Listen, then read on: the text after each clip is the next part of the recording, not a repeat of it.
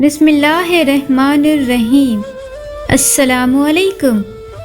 عارف باللہ شیخ ابن النرگب یمنی رحمۃ اللہ علیہ کی عادت تھی ہمیشہ اپنے وطن سے سفر کر کے پہلے حج ادا کرتے اور پھر زیارت رسول صلی اللہ علیہ وآلہ وسلم کے لیے حاضر ہوتے۔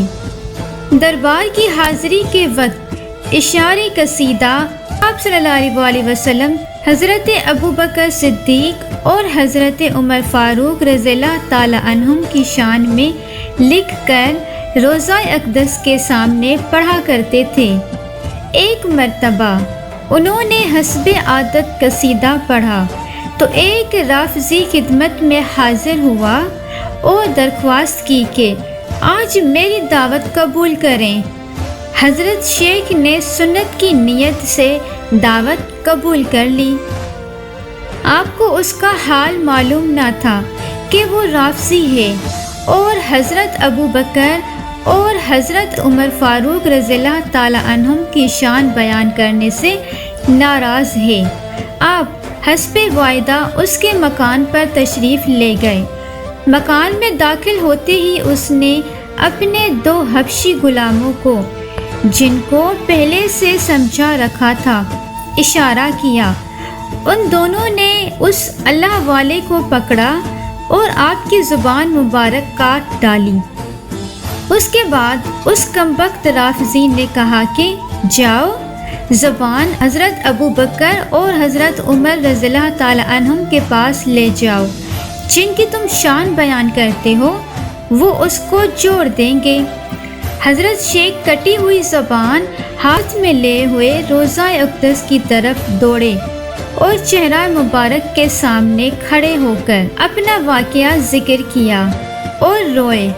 جب رات ہوئی تو خواب میں حضور اکرم صلی اللہ علیہ وآلہ وسلم کی زیارت سے مستفید ہوئے اور آپ صلی اللہ علیہ وآلہ وسلم کے ساتھ حضرت ابو بکر صدیق اور حضرت عمر فاروق رضی اللہ تعالی عنہم اس واقعے کی وجہ سے غمگین صورت میں تھے، اور آپ صلی اللہ علیہ وآلہ وسلم ہاتھ سے وہ کٹی ہوئی زبان ہاتھ مبارک میں لی اور شیخ کو قریب کر کے زبان ان کے منہ میں اپنی جگہ رکھ دی۔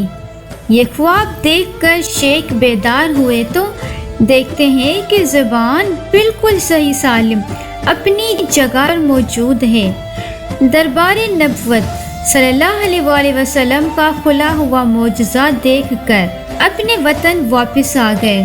آئندہ سال حج کے بعد پھر مدینہ منورہ حاضر ہوئے اور حسب عادت قصیدہ روضہ اقدس کے سامنے پڑھ کر فارغ ہوئے۔ پھر ایک شخص نے دعوت کے لیے درخواست کی۔ شیخ نے پھر اللہ پر بھروسہ کر کے دعوت قبول فرمائی تو وہی پہلے دیکھا ہوا مکان معلوم ہوا۔ اللہ تعالیٰ کے بھروسے پر داخل ہوئے۔